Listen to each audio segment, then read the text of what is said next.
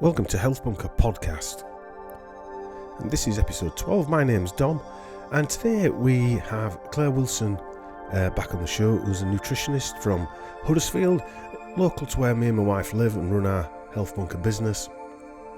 In this podcast, we're discussing toxic relationships and also Lyme disease, or Lyme syndrome as I like to call it, and other illnesses that surround this syndrome.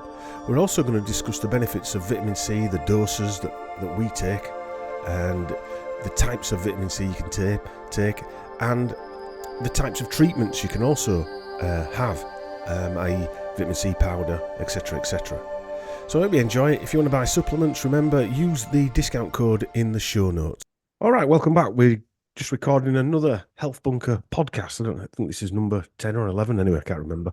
You'll see it on the description, no doubt. And joining me again today is nutritionist Clare Wilson from somewhere else in Huddersfield. Oh, she's got a southern accent. She's not a full-blown Yorker. She can't claim that one, I don't think. Or will you claim that now? I don't know. I've been up here 23 years, maybe half You and can half. claim it, yeah. 50-50, let's just say. Yeah, a bit like my colouring. Bits and pieces. Yeah. Today we're going to talk about a couple of things that I've been asked about, vitamin C types, doses, things like that. I thought it'd be good to get you involved in that. We'll also talk about, I suppose we were discussing about Lyme disease on phone the other week, and I know I get asked about what is Lyme disease, and we were talking about that, so we'll discuss that. But we'll start on what we're just discussing now about how to.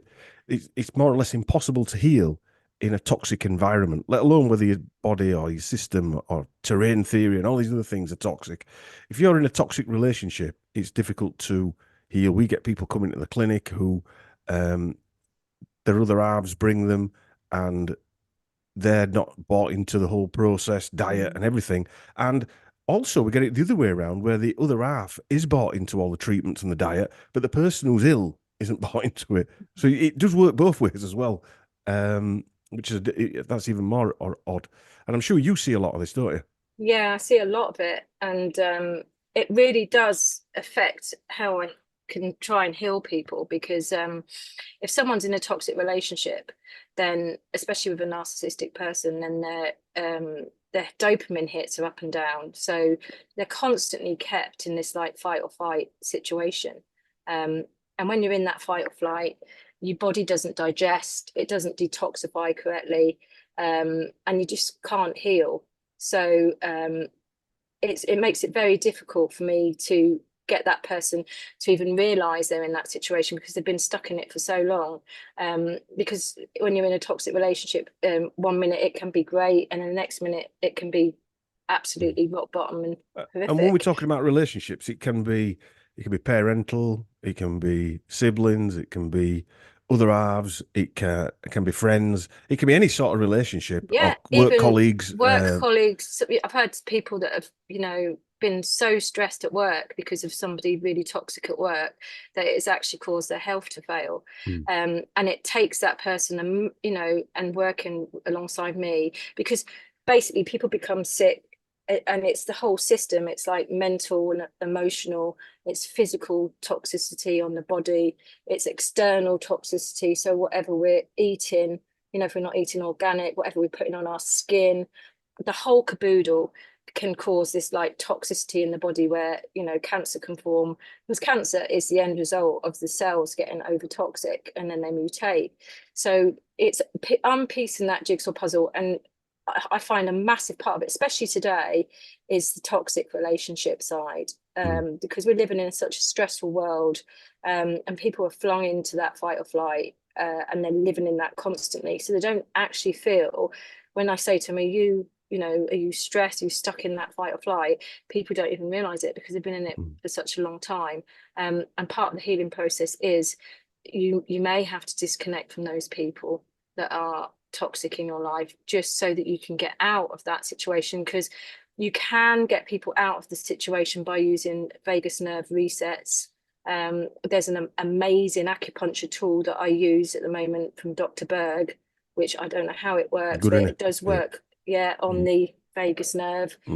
I use it before bed, and if I have had a stressful day, I can just use it on my upper neck and I just sleep like a baby, and it puts you back into that rest and digestion. That, you know, that's only when you're going to, on a cellular level, recuperate while you're sleeping. So it's very important. And the problems it causes, diet is obviously one of the key parts, and obviously it's a large part of the financial burden on people is shopping for food. So if in a relationship you've got one of a partner that doesn't buy into you eating, say, a ketogenic diet because they eat other things, you know, that causes just that one thing there can cause stress, let alone anything else, can't it? It can, without treatments. Yeah, and it is so key with things like cancer, because most of the cancers do actually thrive in a sugar. They feed on sugar to metastasize and to grow and to mutate into more tumor formation. So the ketogenic diet, even if you fluctuate in and out, is so key, and just having no sugar in the diet is just one of the key parts of. But yeah, I was thinking more the relationship side of it, because the toxic relationship side, having to buy two separate sorts of food when you're not used to buying that, or you can't go out for meals anymore because you're not eating McDonald's anymore, or you're not eating that type of food anymore. Exactly. You're not drinking beer. You're not drinking beer or alcohol anymore. So these are the things that you've got. That's just one side of it, let alone the mindset of actually stopping in the first place. And if you are with a narcissist, they don't ever really love you anyway. It's all about them. So even if you're sick and you're having to do a different diet, or you can't go out and you can't eat, it will always be about them. And they'll never think about you. And that's the hardest thing as well, especially if you're poorly. It is. And again, getting your head around treatments for people, it's difficult. I mean, we saw this in 2020. I don't want to hack on about 2020, but we saw this in 2020, the split it caused in families when the jab rollout started, that the people that didn't want it, even if they weren't totally on side with a lot of the other things that were going on, it caused massive divides within family units, not just partner to partner, but mum and dad and all this type of stuff. And it's the same mindset, isn't it? You know, you're basically saying to somebody who's ill, you've got to change your whole life. And it's a scary process to start with, let alone for dragging all the family along with it as well. And it's not guaranteed to work either. That's an even worse scenario. There's no guarantees.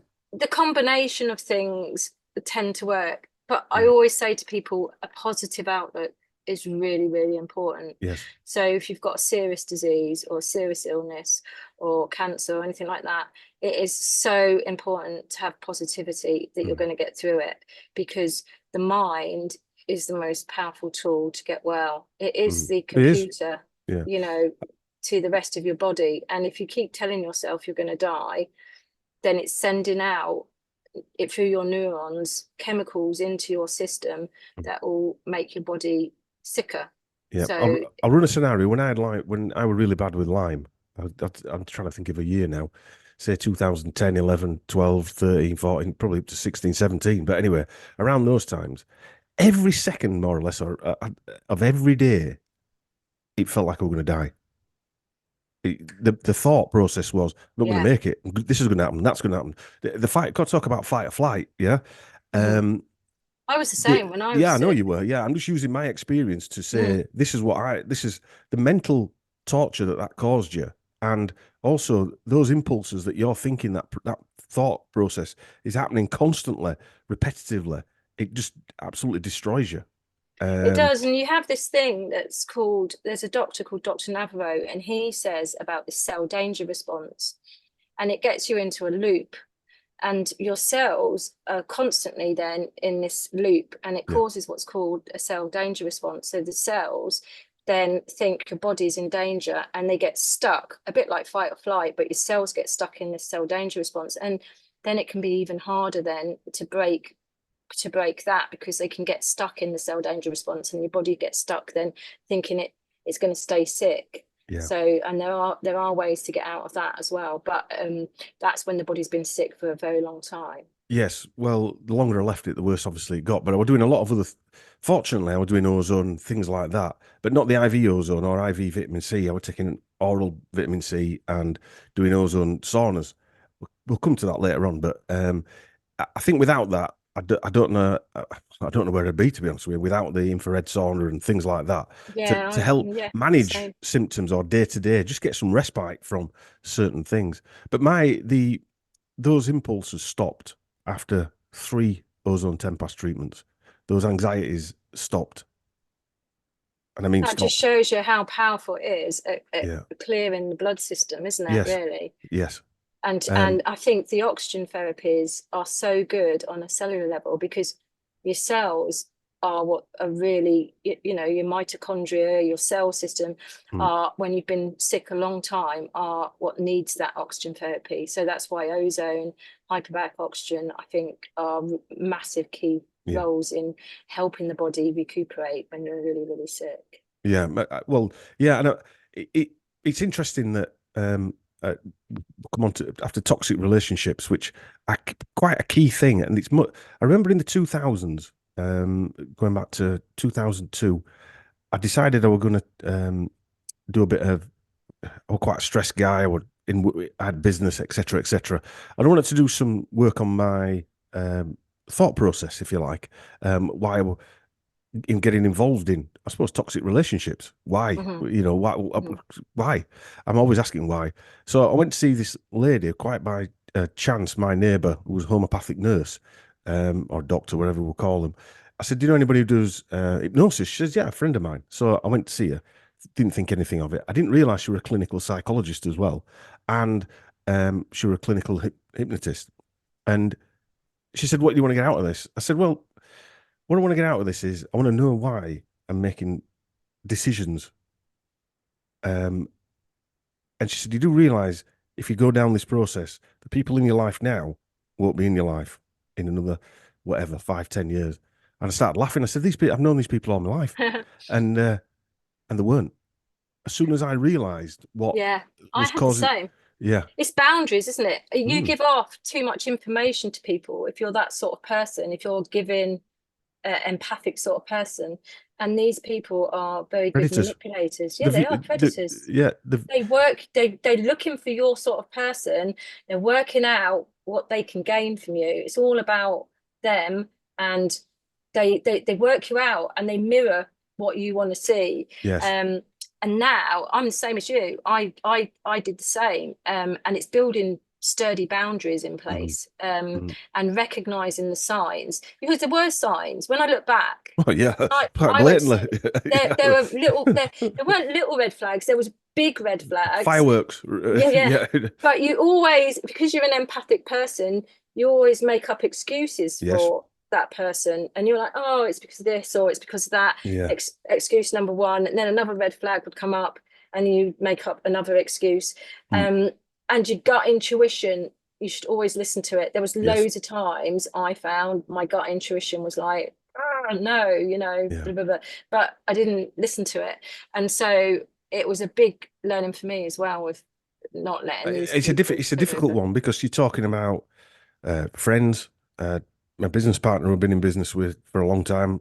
Um, Even my dad, I didn't put up with his behaviour. I don't say I fell out with these people, but because you were different, you they drifted away from you because they knew that they couldn't have Yeah, that type of control over you.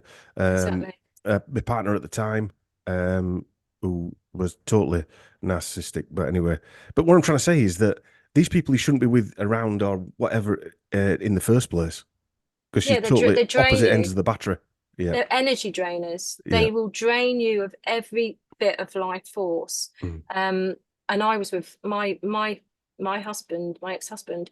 I was with him for 11 years. He was narcissistic, and I think that was a massive part of why I became ill, because my detoxification, just I was in fight or Mm. flight all the time, Uh, not realizing, and my detoxification didn't work, and that's why I got poisoned with the filling when it was removed, because you know, a big part of my detoxification wasn't even working at that and point. I don't want to make this sound like it's a pity party. I look at things now, especially through this a lady who I went to see in 2002. I saw her every week for 8 years. That's how interested I were in this. That's the amount of work I put into this. You talk about the 10,000 hour rule. I put the 10,000 hour rule into that, and I learned so much from this Yeah. experience. I bet you can spot people straight away now, can't you? I wouldn't say everybody, but a lot of people, yes. Yeah. The majority of people now, I just, hence why when people ask me to go do talks and things like this, there's two things. One, when I haven't got that type of energy now to go and want to do that type of thing. But two, I don't want to be around. Even people in the truth community can be draining, because Yeah. it's not just about people who are looking for truth. Even people out there who are naive to what's going on, they can still be empaths. They don't mean to say they're all bad people, but there are narcissistic people within the truth community, if you like, or the health Yeah. community. Oh, definitely. 100%. And I've so met a you've still few. got to be careful with not getting drawn into that side of it as well. But that's a totally different subject. I think because they are such good at manipulation, they see what's gone on since 2020. They saw it straight away Yeah, because they are manipulators. And it was one big manipulation. So yeah, there are quite a few, I think, in the truth movement. yeah. I agree. I totally agree. And there's bound to be. It's not necessarily we're picking on anybody or any individual. They're bound to be. And just because they're saying the same thing as you doesn't necessarily mean to say that you're aligned morally either. And I know No, we're drifting off a little bit into more we are. esoteric things, but it's the same principle, because even though you get rid of the people that you don't get on with, if you want to refill the void, which I didn't really want to, um, you might fill it with the same type of people. So you've got to be careful over that as well. And I think as well, once you get your health back after being with somebody like this and they've drained you, and you realise that that might have been a big part of why you lost your health as well, is that you when you do realise and you build up boundaries, you don't attract those people No, anymore. And then no, you attract a lot more people that have a good energy around you, a vibrant energy. And I mean, I look at my friend group now. I've got a fantastic friend group, yeah, and I have met people along the way that I thought maybe narcissistic, and I've still got some friends that are, but I just keep them at arm's length. mm, They're just acquaintances more than friends, you know. yeah, So yeah, yeah. because some of them It, are family members, you know, you can't. you can't just bin everybody off. No. Like my father was one. Yeah. And although he was a bit antagonistic, well, a lot antagonistic, I still had to go down and see him every now and again, make sure we were all right. But yeah, it's difficult. But that was my grounding for narcissism. It became normal because he was one. So when you're Yeah. brought up by one, that is what you're attracted to, because that is what you know. You're going Yeah, back to that's true. just going back Yeah. to type.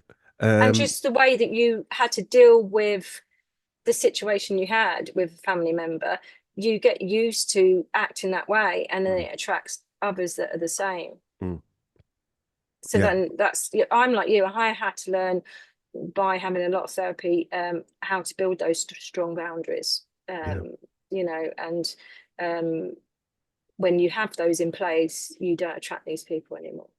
yeah, And the people that you do recognize, you just keep at arm's length, yeah, really. yeah. Right, we'll shift on, because we only try and do 45 minutes or so of information in this, because Right, it can get a bit okay. it can get a bit mind-boggling if we do, like on the other podcasts we do hours, but I'd like to keep these a bit shorter and sweeter. But going back to Lyme disease, you get a lot of people saying terrain theory and germ theory don't exist and all this. Since 2020, this terrain theory I learned about, I'm sure you did 10, 15 years ago, and it makes sense. If your terrain's toxic, then there's like a likelihood of you being toxic as well. But I think there's a bit more to it than that. I think if I know people who are toxic, but they seem fit and healthy. They don't seem like me, where they're just doing normal things, and I have to put thought into doing things to make sure that Mhm. you're going to be all right, because you. So that tells me I'm not totally all right, if you get my drift. So terrain theory is important, but also I think that when your immune system goes, when it's been Yeah. compromised, these things that wouldn't normally cause a problem, bacteria and things like that, they start causing you a problem whether you like it or not. They maybe end up Mhm. in the wrong place, or maybe you just can't handle what your body would have normally got rid of.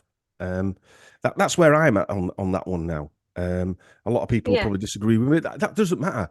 But I Lyme, think it's a massive thing, especially with Lyme. and many other diseases as well, even, you know, all sorts of things, because your body is a massive makeup of all different systems. And so the more toxic you become, the more expressions on your genetics you get, the more expressed genes you have, the more you can't get good stuff out of your food, you know, like you're MTHFR like I am, and we seem to our detoxification isn't as well. So the more toxic you get, the more or less your immune system. I'll run a scenario. Went to see my mate the other day who was a sports therapist, and since I was a kid, I've got this my neck's displaced. It sort of sticks out here on my left hand side, and he was messing around with it, right? And this is how, when you know that you're toxic, messing around with it, trying to get my cranium, trying to get it to click. It feels like it needs to click. A lot of pain in my left hand side of my neck. Anyway, the day after, the gum swelled up, right?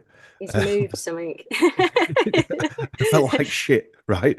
And it moved something, and it drained something that had been there either for a long time, either from my old fillings that I'd had removed, whatever, or had been in there, that had been stuck there. And that's what we're saying. That's what we're talking about there. That this might not be bacteria. It could be just and crap. it could, and so that's like probably your lymph still isn't working properly. So he's moved something, and where a normal person's lymph will move it out into the blood system, and then they would detoxification, it would go through the liver, they pee it out, it would go through the liver, and you poop it out.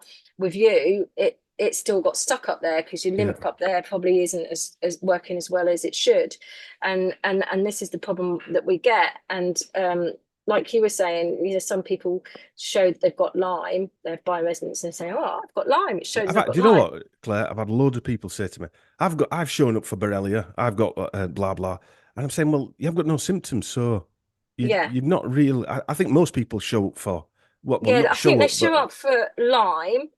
Because I think I would say probably as much as 85% of the population has got Lyme, but their immune systems keep it in check. Yeah. And if everyone went and had a bioresonance, I've had loads of people go for bioresonance and say, "I'm showing as I've got Lyme," and it doesn't.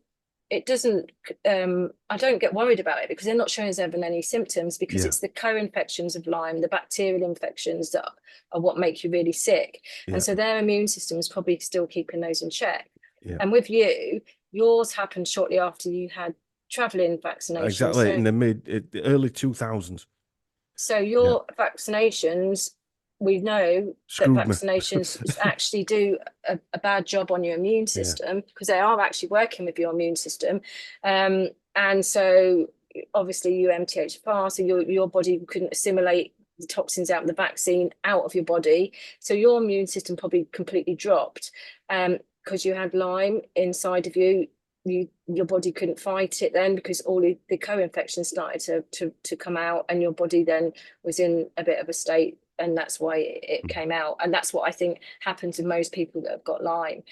Something's happened in their life, a compelling event of something. It can be something even like really bad stress or loss, because that or moving house or something. It affects the immune system absolutely terribly, you know, because when they're in that state, they're in fight or flight, they're not detox, they might already be quite toxic. And so they're still adding stuff in, and there's still airborne stuff that we're exposed to every day, you know, things off gas. You know, if your body's not detoxifying it out, it's just adding to that bucket load of toxins.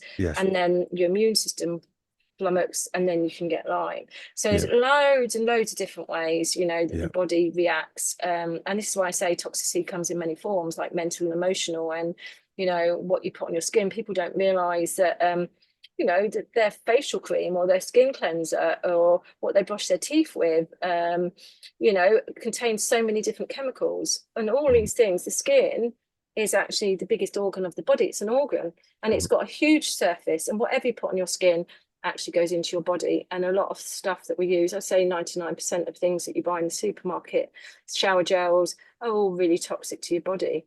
You should only ever really be using essential oils, I would say, and things that haven't, you know, green people actually do they do some good products, really good products that just don't have any chemicals in it at all. And that's only because her child had really severe eczema, and she actually made skincare products that just had nothing in them because there wasn't anything available. So it's all of this sort of thing that you need to look at when you become sick. Yeah, and the process. I mean, I keep saying I was lucky, but I wasn't lucky, were I? Really? No. Otherwise, if I were lucky, I wouldn't have had anything wrong with it. But and then the learning process out of having these symptoms, and that has been huge for me as well. So the Yeah. learning, I wouldn't have never learned any of this stuff, and I'm no doubt I you look wouldn't at have it. learned your stuff No, either. I look at it, Dom, because I remember when I was going through it, and I was right at the bottom of that cycle downwards, and I had severe depression because I had mercury poisoning, and it's the most horrific thing I've ever gone through. But I remember days when I just wished myself dead. I'd rather Same here. have been dead Yeah. because it was that bad. And I look back, I can remember looking back loads of times thinking, why did it happen to me? Because I'm not a bad person, like you always ask yourself these questions. But I think we're given a life path, aren't we? And now I help loads of people, in all sorts of ways, detoxifying, trying to get their bodies back into health. And I probably see it as maybe it was a path I was meant to follow, and maybe it was a path you were meant to follow, because you've got the clinic now and you're offering ozone, which a massive thing, and it's a massive need in the UK. I don't think people. I say to people when they come, I don't think you realise what you're actually sat on. Having an ozone clinic on your doorstep, right? So lucky. That if this had been 10 years, I couldn't find an ozone clinic 15 years ago that did these treatments. No, They were only in Germany. I think Germany. it was Germany. Yeah. Yeah. Now there are a few around, but yeah. Anyway, I forget where I lost my train of thought there. But I know people that were so desperate. My friend in Ireland, she actually bought her own ozone machine, and she had really bad co-infections in her jaw. She had strep and all sorts going on in her jaw, and she just couldn't get rid of them. And she was losing loads of teeth every operation she had. And in one surgery, they actually found parasites. There was actually parasites that he got out of her jaw. And so she got an ozone machine and was injecting herself in a jaw with ozone because she was that desperate, because there was nowhere for her to have it done. And that was the same. That was about 10, 12 years ago. Yeah, a lot of these treatments just didn't exist. I used to watch the guys on YouTube, Dr. Schallenberger, Dr. Rowan, people like that doing ozone treatments in America, and he couldn't get them over here. Then there were a couple of the Infusio in Germany doing ozone, and we booked in actually to go to Infusio in Germany, me and my wife. I'm glad I didn't go, actually, because one, I've heard bad reports about Infusio, but also one treatment didn't really do anything. No, even though I said it got rid of a lot of the anxiety after 3, still didn't get rid of a lot of the issues. It took quite a lot of treatments. And that's the other thing. There's no way you can say it's going to work, and there's no way you can say X amount of treatments is going to solve it. Because I think I'm at a place now where I don't think there is a cure. No, I know that you have to just. You've got to be I'm realist. the same. I think you've got to be a realist, haven't you? I think we're at a management stage where you've just got to manage. I'm the same. I will be doing IV vitamin C transfusions on myself probably for the rest of my life. Yes. And that was the only way I got rid of the heavy metals, really, as well as using glutathione. But I found nebulizing glutathione was better than IV in it, would you believe? Right. And I will be managing it because I have taken my foot off the pedal the last 6 months. We all do that at times. And then I'm thinking I've got to get back on it again. But that's something that I know that I'm going to have to do. And that's the thing, when you have got a chronic illness or disease, it might be ongoing that you have to do stuff to keep management on it once your immune system is gone, and once your environment, as I say, inside is no longer in homeostasis, in balance. Because I truly do believe that viruses exist within the human body. They're there. We've got a virome and we've got a genome, which is the bacterial zoo, and I think it's like a massive world inside of us that is in balance. And when it becomes out of balance and our immune system has taken a hit, that's when there's a serious problem. Yeah, you see, I think we spoke about this last time. There's a lot of people now saying that viruses don't exist. Now, whatever a virus is, right? Let's just say they're not physical. Let's just say they're metaphysical. Whatever. Yeah. It's or they've never been seen under a microscope, for argument's sake. No, This is the argument, right? Which is a good argument, by the way. I'm not saying it's not a valid argument, but that doesn't mean to say they don't exist. Because Royal Raymond Rife invented a microscope that got stolen, and nobody actually knows how to make them anymore. And that was in the 1920s.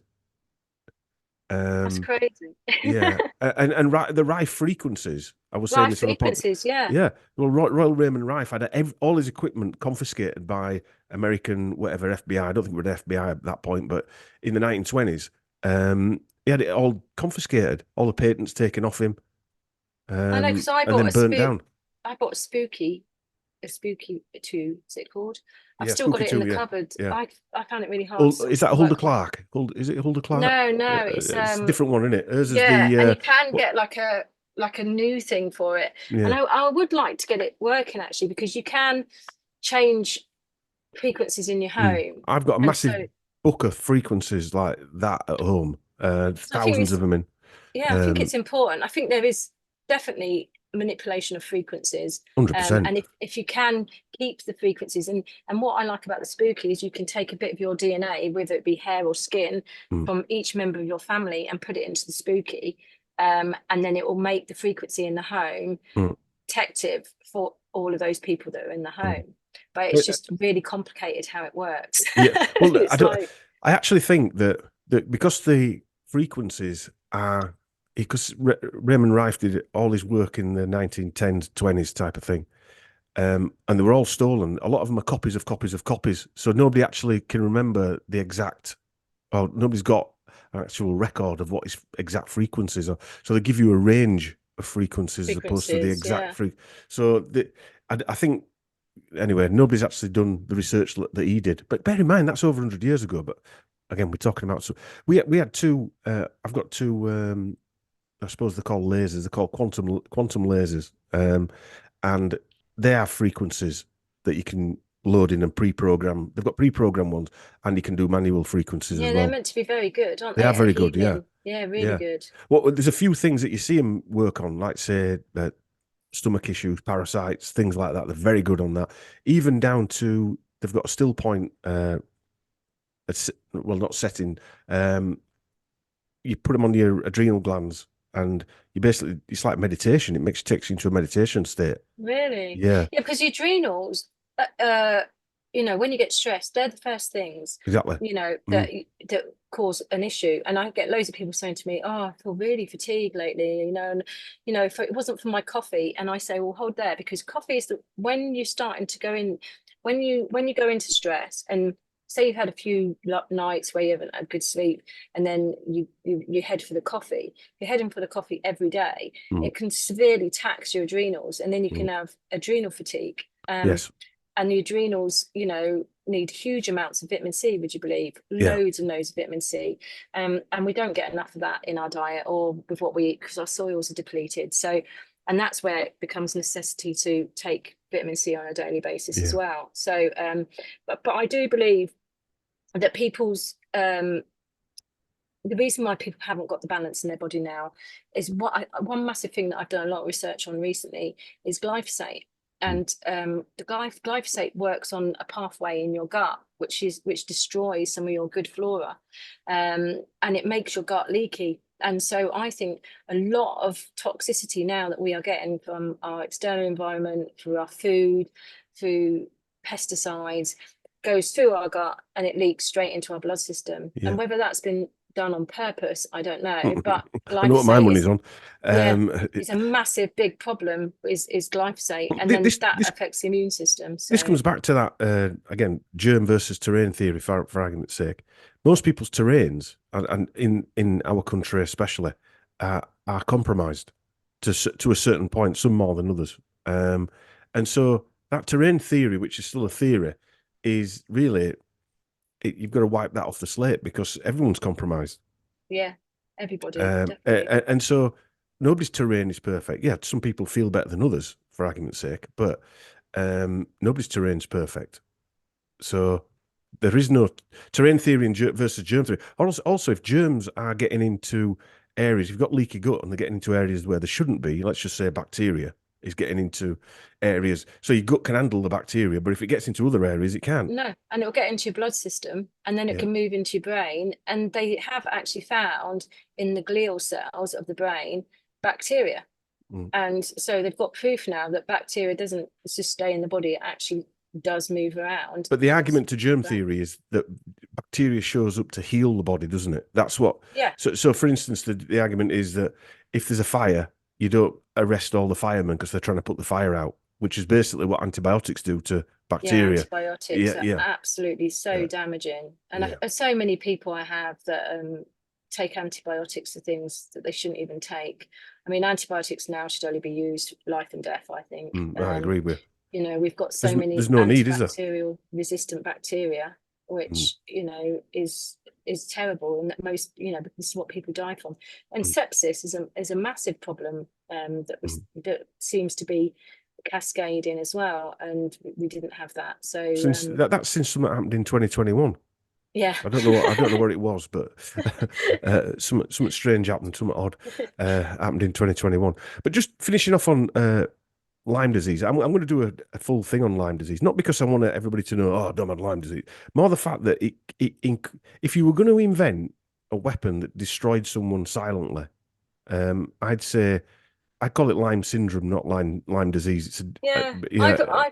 I've often wondered, because I thought about this, because this, you know, they've manipulated mosquitoes, haven't they? How do we know that they didn't make Lyme and put it into because everyone will be getting bitten by a tick? Well, the research I've done, I mean, if follow my work on the other stuff, the research, you'll know I'll dig into it. So you can imagine what I've done on Lyme disease. Borrelia burgdorferi is named after Willy Burgdorferi, right? He found it was him who said that's causing Lyme disease in 1970 or whatever it was. But he worked for the US government at Fort Detrick, injecting ticks with modified bacteria. Oh my gosh! And the Lone Star tick in the 1950s, and a lot of the paperclip German guys were coming. The Nazi guys were coming over to Fort Detrick after World War II. One or two of the guys, they'd been doing it in Germany and dropping them on Russia during World War II to try and destroy livestock. A guy called Eric Traub, Dr. Eric Traub, was a German guy, a scientist. So it looks like it's definitely been manipulated. Oh, they dropped millions of ticks across America and Europe. This was post-war. This isn't in. A lady wrote a book called Bitten. Really good book if anyone wants to buy that. Although she wouldn't come on the show because I mentioned that I did ozone and did stuff like this, and I think she's a bit straight down the middle. She's a proper journalist. Right. But she did a really good book. She interviewed Willy Burgdorferi, and before he died, and he had all these files showing that, you know, they definitely did all this experimentation on ticks, but they said it didn't work.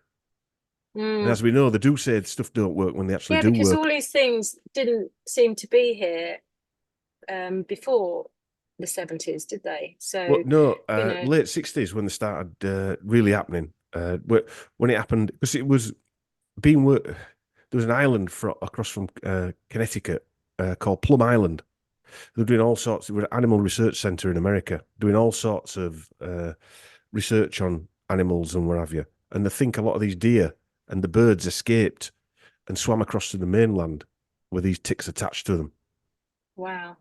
And that's where it starts spreading across. And that's where it started, in the town of Lyme, in the area of Lyme, Lyme in America. Wow, now we're paying the price, aren't we? Now we're paying the price. And it just, I mean, when you look at that, then that's the whole homeostasis of the planet. And this is what I like about Dr. Zach Bush. He goes into, what's happening not only in the human body, but the soils, with animals, you know, with everything on this planet. One thing gets knocked out and the whole balance is knocked out for all of us. And then what's the end result is we all become very, very sick. Well, and it's just slow death's the wrong word, but it's associated. The syndrome is associated with so many things like Parkinson's and Alzheimer's, to heart conditions, to all these other things that arthritis and loads of other autoimmune diseases like chronic fatigue and Hmm. etc. And the least little thing, most people go and have a tooth out or whatever like you had, and then but it destroyed you. Yeah. But anyway, um, But do you know what? Do you know what I think is the inflammation? I think we like, and I think it drives all of these illnesses and stuff, that it drives the inflammation. So we're like little, and this is what it's like. It's like we're like little flames walking about, and then we have like one thing done to us, and it's like putting gasoline on that yeah, flame. exactly. Yeah, You know, and just it's blows up. like, Yeah, yeah, we've still got that simmering inflammation inside of us because our balance is out, and it yes. just takes one little thing. And this is what people, especially in the medical system and dentists, don't understand. It just takes one thing that we react to that then drives that Well, inflammation the back issue up. is as well, a lot of the times we've been treated by people who've never had the actual illness that you've had, so they can't relate to it. So there's no, they just can't relate to what anybody's going through, which is why we Yeah, have to do it yeah, ourselves. Um, exactly. so a lot of people ask me about vitamin C, and I'd say vitamin C, as a Dr. Thomas Levy on a few months ago. I'm getting back on actually to talk about some other stuff, but and we were talking about vitamin C. Vitamin C has been one of my go-to things over the last 15, 16 years. In various different types. I mean, we do sell certain types. We don't sell all the types for various reasons. I.e., so you can get tablet form. We don't sell tablets because there's too much, a lot of binders and stuff attached to Yeah, a them. lot of additives and We sell capsules in the form of sodium ascorbate and ascorbic acid. We sell powder in the same thing. I generally take powdered sodium ascorbate because it's easier on the gut. Um, mhm. but people like ascorbic acid. Some people like the taste of ascorbic acid. We also sell supply lipsomal, and these are the sodium ascorbate powder and lipsomal are the two daily things that I use to um, help me through the last 15 years or so. I don't take as much of it as I used to do now because I don't feel like I need to, which is a good sign. But I still take quite large doses. And people ask me Mm. about dosages. So I'm interested in your thoughts. I'll tell people my thoughts, what I take, what my kids take, what I've seen other people take. Um, yeah. And we'll talk about IVs after because it's slightly Right, different okay. IVs. Yeah. Yeah. There's So, loads of different types of vitamin C, and I'm like you, ascorbic acid and sodium ascorbate and liposomal are the main ones that I use. But there has been some other types. So vitamin C with bioflavonoids yeah, yeah, yeah. works really well. I have used that because bioflavonoids, which are found in some foods like black currants, are high in antioxidants and they're really good at treating inflammatory Mm, conditions. So things like rheumatoid arthritis and things like that. I tend to use vitamin C with bioflavonoids that can really help in high doses. There's also a new kid on the block, well, say new kid on the block, ascorbic vitamin C with metabolites. So that's like Ester mm, C, which is a mm, trademark. Um, Not quite keen on those formulations because they have calcium. So calcium ascorbate. So you've got calcium ascorbate as well, and mm, they use calcium ascorbate. The reason why I don't like calcium in any shape or form as a supplement is that it's not assimilated very well in the body, and I have had people have calcified lumps turn up mm, on their body, mm. and especially with women, they end up with calcified lumps in the breast, which have been diagnosed as breast cancer, and they've gone along and had breasts removed and all sorts of um, radiotherapy and also all sorts of things when they haven't actually got cancer. They've got a calcified lump from taking calcium supplements. So I tend to stay away from calcium because calcium supplements are, the body doesn't, the immune system can not absorb it, and it sees it as a threat, and so it'll push it a bit like a toxin into fat soluble areas, and that's why women tend to have these breast lumps Mm. that are calcified lumps, and they can be prescribed that if they've got bone density issues from the doctor, and I tell people that the best way to get calcium is, would you believe, green leafy vegetables, Mm. not Juicing. not dairy, yeah, and Mm. juicing them, yeah. And so, collard greens and beet greens and all of the things that you would you believe, I think it's have a look, I think it's parsnip or something like that. The greens from the top of the parsnip is full of calcium. So where people think it's dairy, it's actually not. It's actually green vegetables. If you can juice those, they have to be obviously organic. You get a huge amounts of calcium. And then there's magnesium ascorbate, and that's probably 100 milligrams to 900 milligrams. You can't handle big doses of that stuff, can you? It can go through you like a Porsche. It can. It can cause you to like poop, but it is good for people that are on acid reducing medications like proton pump inhibitors, which are another story, which are a bind for me, and diuretics, and people that have migraines and chronic headaches. If they take a bit of magnesium ascorbate, can help them significantly, and a lot of people that have palpitations and arrhythmias, and all sorts of things that are wrong with the heart and blood can be which helped. Is why in our mag 10s we've got 10 different types of magnesium in there. I know. I was looking at your supplement. Yeah, I'll send you some. I'll send you some food to try. Yeah, they've got magnesium, really good. Magnesium ascorbate in, and they're well, they're really good. I'm not just saying, but I've tested them for years. It's not just, the amount of effort that goes in behind the scenes to try that. I tried them out. We tried, we had them made up. We sent some testers through. 3 months I was taking them for before we put them out there. And what are your thoughts of magnesium? Because I know that when I took magnesium and I was high in parasites, it tended to feed a lot of parasites in my gut. And so for a while I couldn't take magnesium in any shape. My wife had an issue with certain types of magnesium when she had SIBO, but it never seemed to affect me like it did my that's missus. Weird. Because I did have SIBO as well. And believe me that we passed some parasites, and that might be another good conversation at a later date. But I think to have that conversation, I'd have to show images, because just to prove what these things, because people say, "Oh, you talk about this," but I've got pictures. I've got pictures of mine. Yeah, my wife's got pictures. So we can gang up on you and show these. I say to people, "Do you want to see my pictures?" Everyone's like, "Oh no, I don't want to see it." But honestly, people would be shocked what you do have inside you. Literally thousands of them came out over 3-4 years. Not as much now, but pretty horrific, really. But anyway, and that's where your body's out of balance as well. Yes.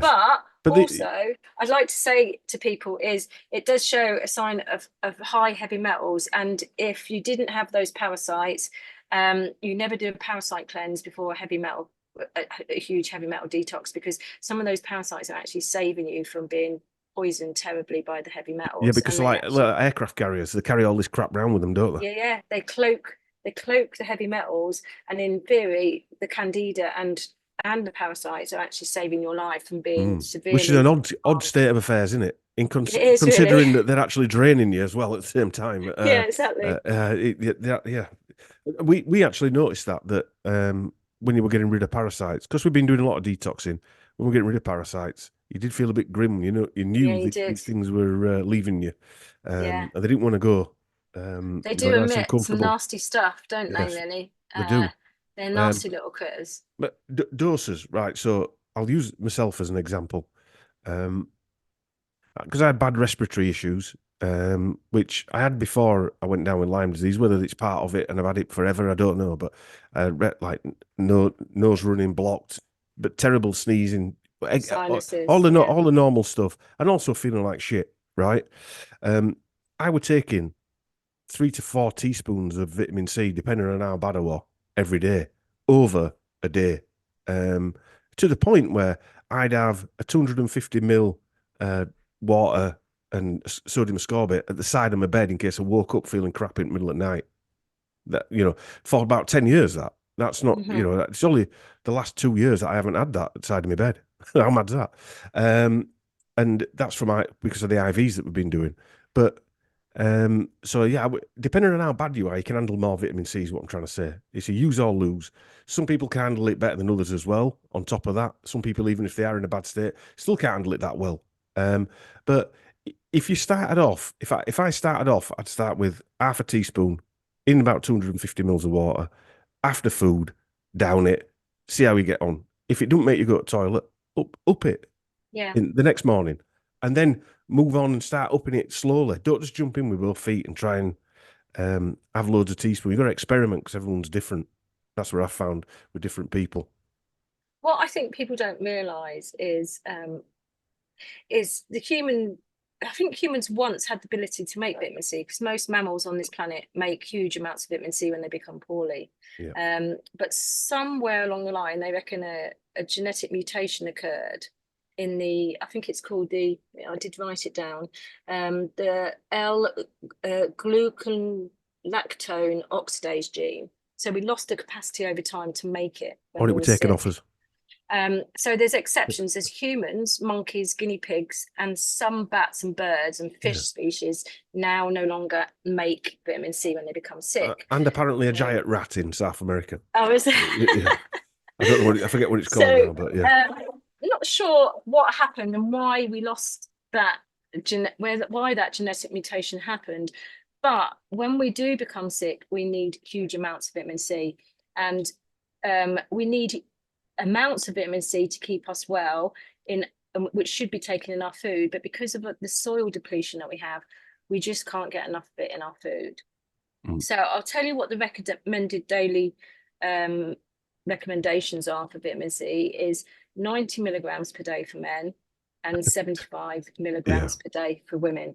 Yeah. Which I think is and for kids, it's something like, is it 30 milligrams, something ridiculous like that for kids? I mean, I've told this story before. My youngster came home from school, and he was, when they're in that state where they're ill and they just want to lay on settee, the red hot. I give him a teaspoon of vitamin C. I put it in a syringe of apple juice and squirted it in his mouth, and he drunk it. And I said to my wife, "I'm just giving him a full teaspoon of vitamin C heaped. So you're talking 7 grams in a heaped teaspoon." She went, "So have I." So he'd had 15 grams of sodium ascorbate, and I thought, "Oh, bollocks, what's going to happen now?" And I had visions, it intoxicated him. Half an hour later, he's up running around. Yeah. I mean, vitamin C. These are the things that I've seen time and time again. And for me, I mean, when I was really, really sick, I followed a lot of Dr. Sarah Myhill. Yes, I remember. She's very much is like, when you're sick, start taking it to bowel tolerance levels. Yeah. So that's taking probably a teaspoon of vitamin C every 3/4 of an hour until you get like a grumbling noise in your tummy, and you do know that it's a grumbling noise. It's a bit like a blah blah blah blah blah blah going on. So, and then you stop, and then you count how much vitamin C you've had, and you just reduce it by, say, about I don't know, a teaspoon, and that's what you've got to stick to for the day. That's how sick you are. That's your recommended dose that you should carry on with each day, split into 3 doses. So you count that up and then you split it into 3 doses. Well, when I was really sick, I was taking in excess of 120 grams of vitamin C a day. Yeah. That's how much that I needed to keep myself stable while I was getting myself well. And that's when I knew that I needed at least to start using an IV vitamin C to get it straight into my cells. Well, my max is, I've taken, I think, up to about 70 grams of sodium ascorbate in a particular day. But I think when you're ill, you sort of lose track of what you've taken as well. I know my son, my eldest, he didn't take it on a religious basis, but he knows it works. I remember him not turning up for work, and I rang him, so where are you? Oh, I'm throwing up all night, blah, blah, blah. So we'll get some vitamin C in here. And he went, I can't move. If I move, I throw up. I said, look, just get some in some water, swill it around your mouth, because he said he couldn't take it, drinking it. I said, it'll absorb. And then after half an hour, you'll be able to take it. So he did that, and he rung me up. He says, I'm coming into work. This was about an hour later, because he'd had a tablespoon. I said, how much have you had? He said, a tablespoon. I thought you said a tablespoon. I said, no, a teaspoon.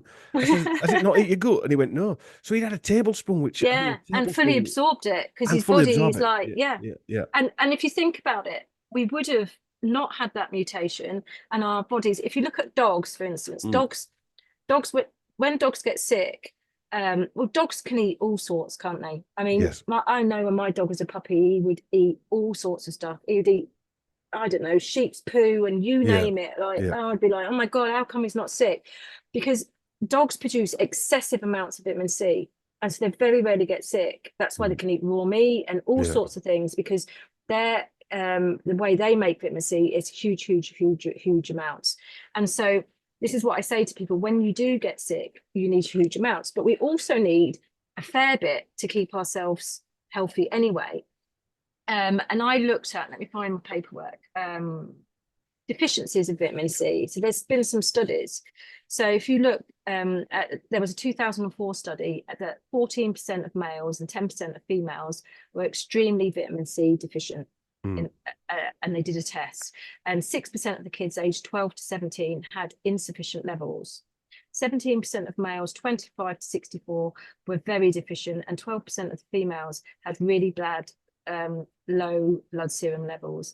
There was a 1999 study in Britain that found 33% of those 65-year-olds and over had consumed insufficient amounts of vitamin C. So this is proof that we are not getting enough from our diets anymore, and we are eating an ultra processed diet. We're not eating enough vegetables and fruits, or the vegetable fruits we are eating are deficient in vitamin C. And then there was a lot of doctors saying that a lot of their patients were coming in which were bruising easily, and their gums were bleeding. And what it turned out was that they were actually suffering from massive deficiency in vitamin C. And when they upped to quite high levels, their vitamin C levels, the bleeding gums and the bruising went away. And when you are deficient in vitamin C, you do get symptoms like bleeding gums, bruising easily, aches and pains, all sorts of like rheumatoid, like pins and needles in your hands and your feet.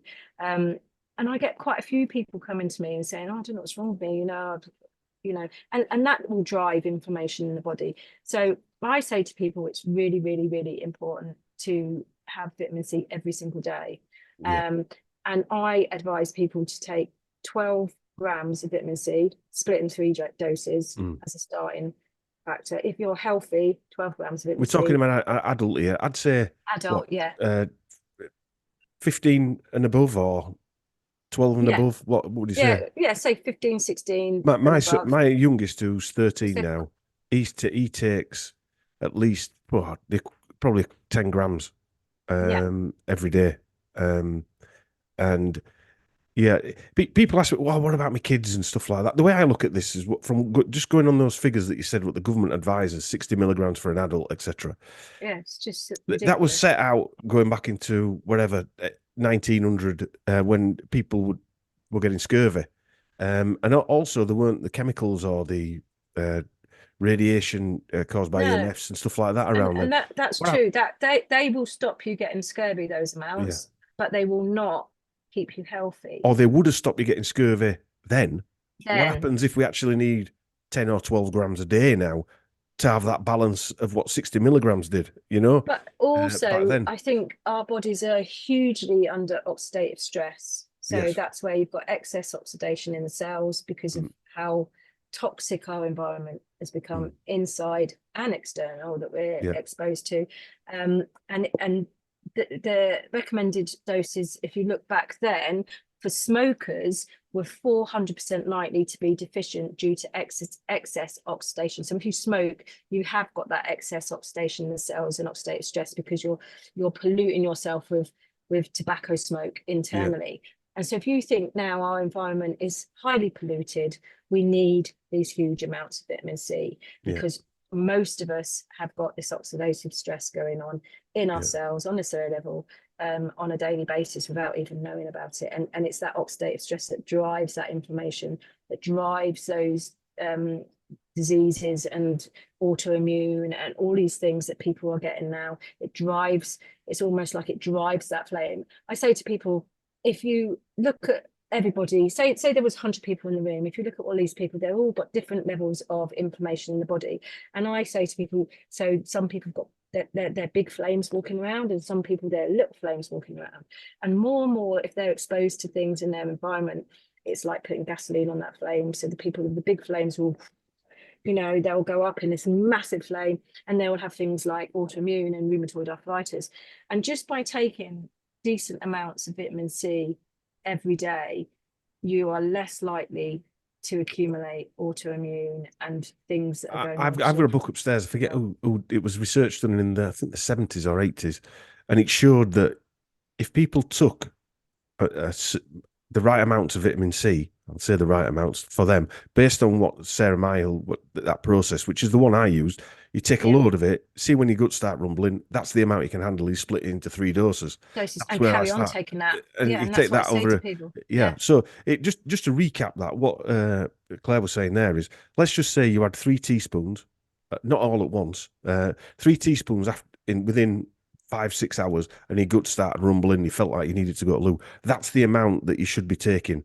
Now, Every what day. you do then is you break them amounts down into smaller doses and take them every day. Into 3, I always say. Into 3, with food. Yeah. It's always better to take with food. I think so as well. Assimilate it.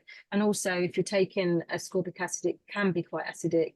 I always made mine into capsules. I bought the powder so that I wouldn't have any additives, made them into capsules, and then I would take them with my food. Yeah. Well, I do the same with sodium ascorbate. I take it after food, or if I feel really ill, I'll take it any time in day, to be honest with you. Yeah, and you can sodium ascorbate is great because you can just drink it down and it's not acidic. Yeah. Now there's a big thing about.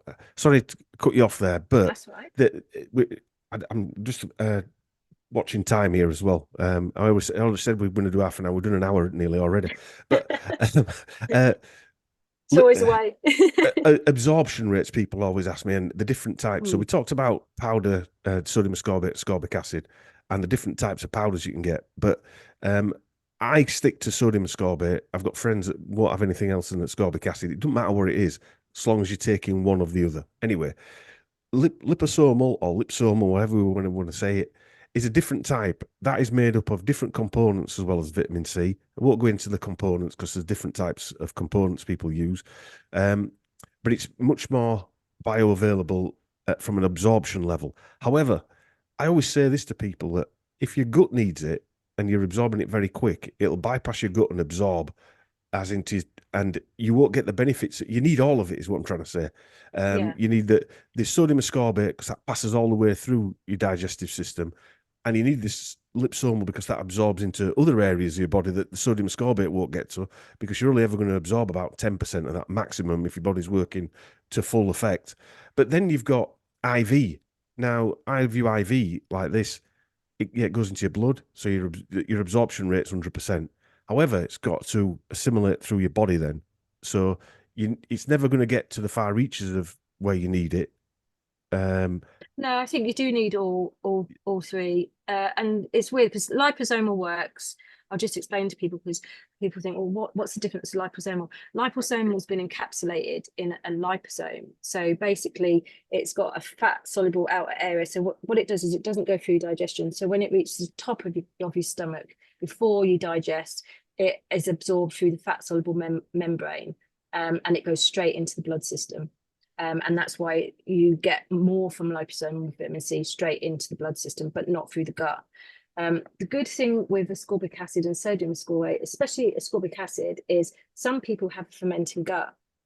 And you can use vitamin C, and fermenting gut is where you get a translocation of bacteria that end up in the small intestine, like SIBO, and you start fermenting your food rather than digesting your food. And that can be caused by all sorts of things, especially with the use of antacids and proton pump inhibitors. And so you can use ascorbic acid to acidify make the pH of the gut be the right pH, and you can stop.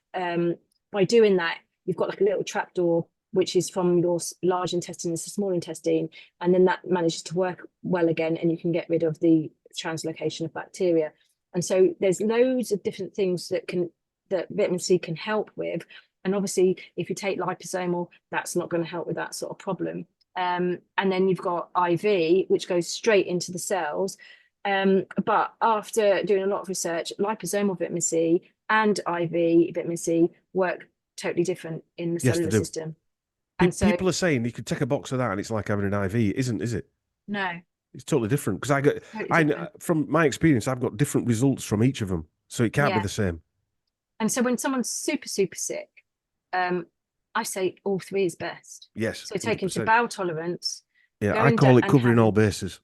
definitely having an IV, probably once or twice a week, depending on how sick you are, and then taking the liposomal as well, especially when it comes down to respiratory infections like really severe flus, like COVID. You know, if you're really seriously ill, I found people that have had all three of those. You mean that weapon that they'd released? Yeah, Yeah, they could I could turn around people straight away. I mean, my sister, she rang me up saying she couldn't breathe and she was going to call an ambulance, and I'd already sent her down loads of vitamin C, loads of powdered vitamin C, and I said, right, now start taking to bowel tolerance levels. As soon as she took to bowel tolerance levels, she could breathe again, and it was that quick. And so, and whatever we think about 2020, some people were getting ill. There's no doubt about that. Something happened. I don't believe it was what they told us it was, but something no, happened. I think, Whether it were a chemtrail, whether it's a frequency, whatever it yeah, is, but it never scared me. And the reason it didn't scare me is because I've been goosed for 15 years, and vitamin C always got rid of it. yeah, vitamin C. Yeah. Vitamin C. What people need to realize is that when you take high doses of vitamin C, it acts like a medication that will save your life. And I look at it as an a virtual immune system. That's why I look at it, because I had a bolt-on immune system, because my immune system's obviously been compromised, so that was my whatever you want to call it, virtual immune system. But I want to talk about IV stuff, because just to end this, we always say to people, if they come in and they've got illnesses, generally, sadly, when people come in, they're generally at the end of the NHS treatment. That's the downside with all this. Yeah, they are. And so you're dealing with somebody whose last hope is to get vitamin C into them. So not only have you got to educate people and the toxic relationship they might be in, right? You've also then got to get them up to a level that is going to do some good. And there's lots of research out there that says 1 gram per kilo, get somebody up to 1 gram per kilo body weight, up to 100 kilos, no more than 100 kilos. That's the ideal weight, ideal amount. So the quicker you can get people up there, but you're not just going to give them 70 grams if they weigh 70 kilos straight away. It's just not, you're not going to do that. You've got to build them up just to make sure that. Plus, it can be hugely detoxing, and you don't know how toxic that person is and how much is going to be pushed out. I got told how to deal with that. Riordan Clinic in America, they deal with it. Dr. Levy was in one of his books was saying that how they do it, if they work out that your ideal amount is 70 grams, for argument's sake, they will give you half of that amount first, and half in 3 days later or whatever, 2 days later. To combat the toxicity. Yes, to combat the hurts if you get hurts. So they do it. So you still get the 70 grams, but you're getting it in 2 doses. So yeah, and then there's other stuff you can put in there that benefit that. But yeah, so going back to people who have got the big C, it's a gram per kilo in simple terms. That's where we try and get people up to. As quick as possible, but anything above 20 gram really is therapeutic, I would say. And you can see a massive difference as well, because I've even using the oxygen therapies, which is like, I mean, I'm not as experienced with the ozone as you are, but I because there wasn't ozone, I used hyperbaric oxygen with people, and I found that's been really, really beneficial, for people that have got the big C and people that have got chronic fatigue as well, because it works similar, I think, doesn't it, in pushing a huge amount of oxygen into the body, which stops the growth. Yes. Well, the first thing is, like anything, you've got to get control, haven't you? You've got to stop it taking over, and you've got to get control before you can even think about getting rid of anything. And that's one thing, is management. If you can manage something for the rest of your life, then that's fine. I mean, your diet, mine and my wife's diet is, we don't eat anything. Basically, everything's set out every day exactly the same. It's very regimented. It does get a bit boring at times as well. And I never step out of it. Vitamin C protects the cells. The oxygen actually halts any growth that's in there, and then you've got to detox the body. So Yes. like, I mean, like you mentioned the fire info sauna, that was a massive thing for me. Yeah. And the fire infrared sauna, people think it's like a normal sauna. It's not. No. The fire infrared penetrate into the body, and they're healing. They're not just healing, but then the fat soluble areas, it pulls the toxins out of the fat soluble areas, so you're able to detoxify through the skin. You totally sweat a different way. I just do. wish, going back 5-6 years, well, I've had my infrared sauna since 2012, something like that. I wish I tested what I'd sweated out, because it'd be interesting, wouldn't it? I mean, yeah. I can remember right at the beginning, the stuff that came out of me was just horrific. Horrific. Yeah, putrid. It's like, if anybody's ever played sport and you go into changing rooms, right? That's how it smelled. It was horrific. It was horrible that were coming out here. And I tell you, I don't know if you had this. When I was using the sauna and it was coming out from my skin, my breath was really bad. All of it. Well, yeah. Your armpit, every it comes out of it. You imagine that you're getting rid of all these toxins that's been stored there for years and years and years, and it's but these things have to be done. It's a painful process, sadly, and that's why a lot of people don't want to do it. I don't want to live the life. I mean, I haven't eaten sugar now. I haven't eaten any white granular sugar for 8 years. Yeah, none. Or bread. I haven't eaten any bread for 8 years. Any wheat products since 2016. That's good, because they're not good for you. No. But what I'm trying to say is, and that's not because I'm trying to be a saint. I know if I eat these things, I feel like dog shit. So I steer away from stuff like that. That's another reason why. I mean, sugar is the worst thing anyone can put in their body. Yes, it is a poison to the body. Well, it's Adam's. It's the apple in it that killed it. Yeah, it is. Because it's in everything. And I say to people, if it's really hard to come off sugar, there is an alternative. You can use xylitol. Xylitol. It isn't a sugar, but it will help people get off the sugar, because it is like a drug. It is very hard for people to come off. It is. All right, we're going to leave it there. Otherwise, we'll go on all day. There's no wrong with that, but So I've enjoyed that. Thanks very much. Where can people get hold of you, Claire? I'm on Instagram, so at Alignment for Health. You can find me there, or Clare Wilson Detox. Clare Wilson Detox at iCloud.co.uk. Right. Have you got your website set up yet? No, I haven't, but I'm in the process. I've been so busy. It's just like finding time to do it. Yeah. But I am setting up a website. It's going to be in combination with it's called supplenatural.com or supplenatural.co.uk. And my website is going to be providing everything natural for the body. So not just supplements, but also everything to put on the body that will stop you being intoxicated. And I'll be you can contact me through that website when it's up and running. Right, cool. We'll probably see you before that, probably this time next year, and you'll still see you setting it up. No, hopefully it'll be set up by then. All right, well, thanks very much, and thanks for tuning in, everybody. Okay, thanks for joining us. That's the end of episode 12.